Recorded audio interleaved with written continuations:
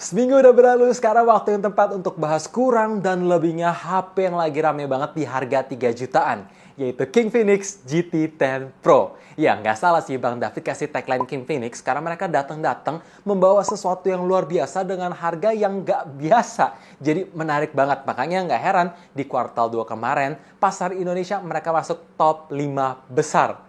Gila, jadi langsung aja tanpa basa-basi, let's check it out.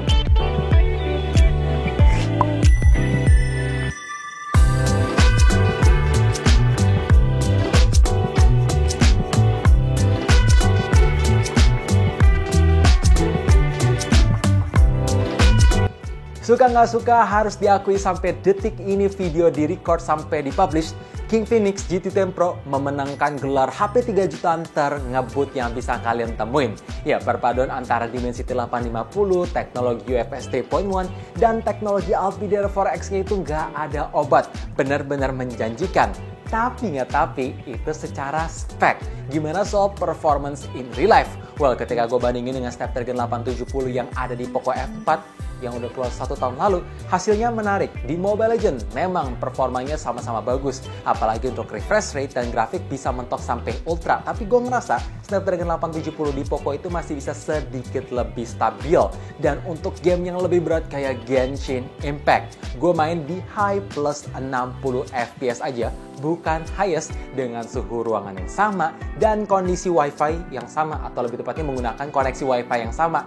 Hasilnya berbeda. 30 menit di awal memang Infinix GT10 Pro itu lancar banget, playable. Tapi begitu suhunya udah mulai panas, udah mulai naik, starternya sering banget berasanya ketimbang di Snapdragon 870 yang gua ngerasa lebih stabil. Walaupun memang ada starter sesekali, tapi ya jarang ditemuin.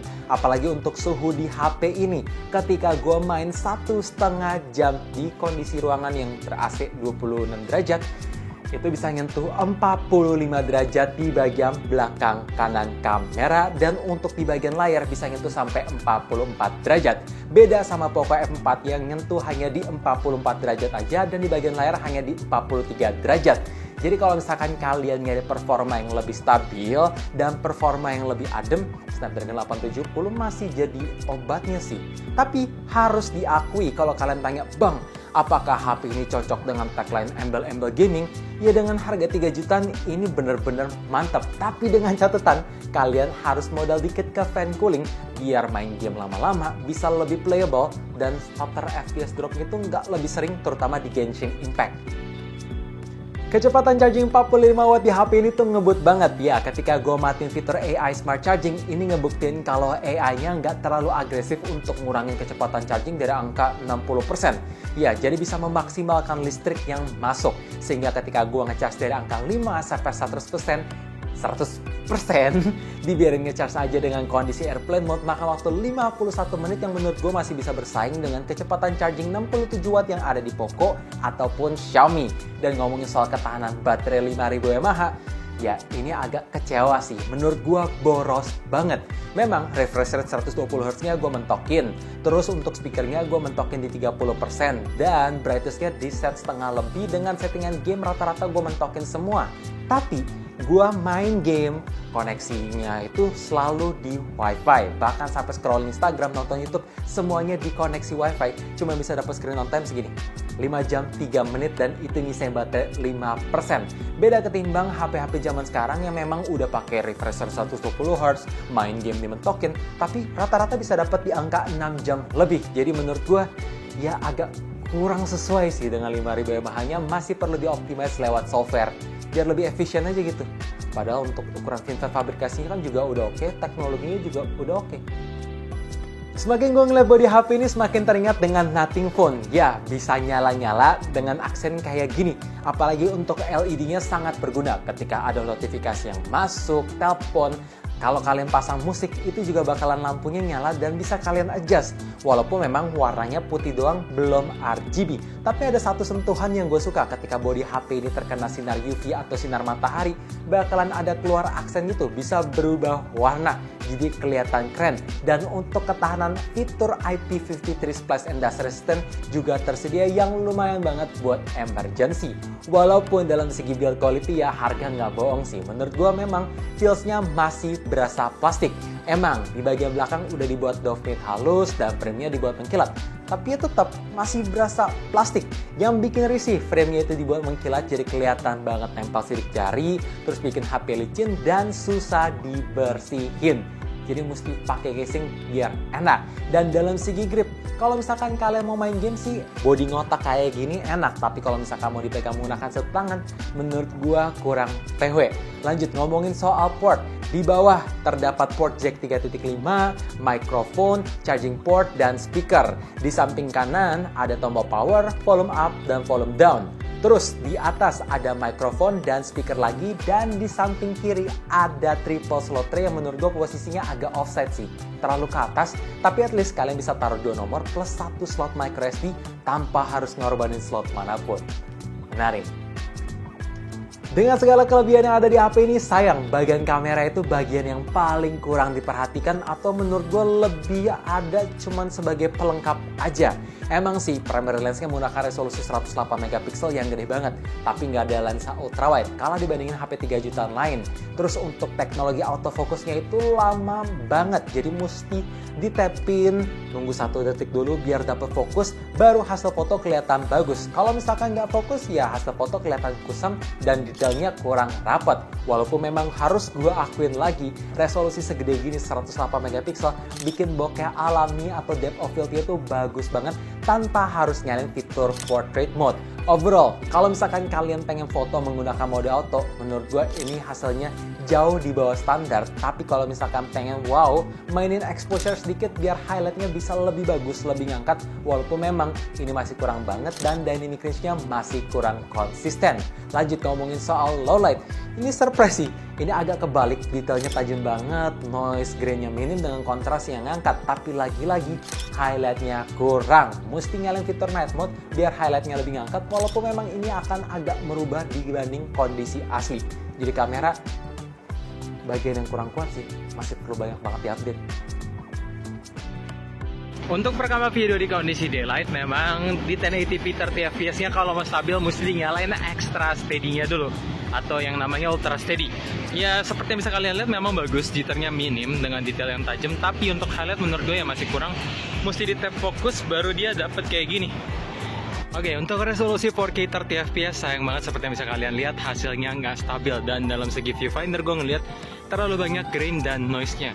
Tapi gimana menurut kalian guys dalam segi kontras, highlight, dan mic-nya? Karena ini gue lagi sambil di samping jalan. Dan ini sekarang gue switch ke 1080p 30fps, tentunya dinyalain fitur ultra steady atau super steady.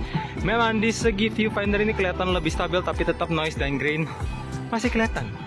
Tapi lagi-lagi komen gimana menurut kalian guys. Thank you. Kalau untuk perekaman video kamera depan bisa dinyalain ultra steady dengan resolusi 1080p 30fps. Dan kalau di kondisi low light kayak gini gue bisa nyalain flash lampu di depan kayak gini guys. Kita masuk ke software. Gue senang akhirnya ada HP 3 jutaan yang hadir dengan Android 13 terbaru plus user interface-nya tanpa ada bloatware ataupun iklan sama sekali. Yang bikin gue bertanya, Infinix untungnya dari mana? Tapi ya udahlah, selama kita hanya diuntungkan, lanjut aja. Kita dukung langkah Infinix yang satu ini dan terus dipertahankan.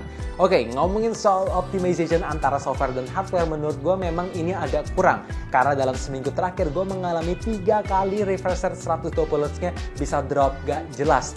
Ya, menimbulkan animasinya tuh patah-patah, delay, touch-nya juga nggak respon. Jadi solusinya gue mesti pindahin ke refresh rate 60Hz, terus balikin lagi ke 120Hz. Baru ini bisa berjalan dengan baik pada semestinya. Jadi kalau misalkan kalian tanya apakah ini touch delay, ya jelas sih enggak. Gue udah main game, berjalan dengan baik, multitasknya bagus, hanya aja refresh rate-nya itu yang ngaco. Gue berharap masih bisa diimprove lewat software update dalam waktu dekat ini biar user experience-nya bisa lebih nyaman, walaupun gue yakin nggak semua orang kena. Tapi kalau misalkan kalian tanya, Bang, gimana soal layar? Mumpung lagi bahas layar kan? Oke, HP ini ada fitur always on display, tapi lagi-lagi sayang cuma bisa nyala 10 detik aja. Nggak bisa nyala selalu. Bukan nyala always on display, jadinya ada sesuatu yang bisa disentuh kayak gini lah ya. Dan ngomongin soal kualitas layar sendiri ya seperti yang gue bilang di video kelebihan kemarin, bagus banget, brightness-nya terang, dan dalam segi bezel ini udah termasuk tipis walaupun di bagian jidatnya yang agak lebih tebal. Dan kalau misalkan kalian tanya, Bang, gimana soal jaminan software update? Well, gue seneng Infinix bisa komit ngasih sesuatu, tapi sayang cuman 1 kali OS Android plus 2 tahun security patch. Kalau kalian tanya, Bang, kok dikit banget? Ya gue asumsi sih, biar kalau misalkan jaminan software update-nya udah habis, kalian beli produk baru mereka lagi supaya dapat cuan dari sebelumnya. Marketing. Tapi ya udahlah ya, yang penting ada jaminan software update. Dan kalau misalkan HP-nya nggak rusak, toh masih bisa dipakai selama-lamanya kan. Guys, buat kalian yang belum nonton video ini, ya gue melakukan sedikit flashback aja untuk fitur-fitur HP 3 jutaan di Infinix GT10 Pro. Jelas menurut gue melebihi ekspektasi. Sistem unlock-nya udah menggunakan fingerprint under display dengan performa yang masih cepat. Koneksi udah support Dual 5G plus Wi-Fi 6. Haptic vibration-nya udah berasa flagship yang getarnya berbobot, tapi ya sekaligus keras. NFC-nya ada, speaker udah menggunakan stereo, dan ada port jack 3.5. Walaupun memang untuk speakernya menurut gua agak lebih cempreng, agak kasar vokalnya, bassnya kurang, dan lebih dominan ke treble. Tapi kalau misalkan kalian penasaran gimana sound quality, bisa mampir video ini aja ya guys, biar nggak ngulang-ngulang. Oke guys, jadi dengan segala kurang lebihnya menurut gue Infinix GT10 Pro jelas worth it untuk dibeli. Dengan harga 3,5 juta kalian bisa dapetin fitur bypass charging, performa ngebut, fitur-fiturnya komplit, udah support 5G, software tanpa ada bloatware ataupun ada iklan, dan dalam segi nge-charge-nya juga ngebut, plus ada LED notification berasa HP gaming beneran. Tapi dengan catatan kalian tidak mementingkan kamera bagus, video bagus, dan kalian bisa keluar modal dikit 200.000 buat fan cooling biar performanya lebih bagus. Ya overall gue kasih rating 8,5 dari 10, worth it untuk dibeli. Tapi gimana guys, buat kalian yang udah menggunakan HP yang satu ini, coba share pendapat kalian di bawah. Dan kalau misalkan kalian merasa video ini bermanfaat, boleh bantu like, share, dan kalau misalkan kalian belum subscribe, boleh bantu subscribe-nya juga sekaligus nyalain lonceng notifikasinya supaya kalian tahu kapan video baru di-upload. Iya tentulah, kalau misalkan nyala lonceng notifikasi kan kalian bisa updated kayak channel up to date. So thank you for watching, and as always, stay safe, stay healthy, dan stay updated with up to date.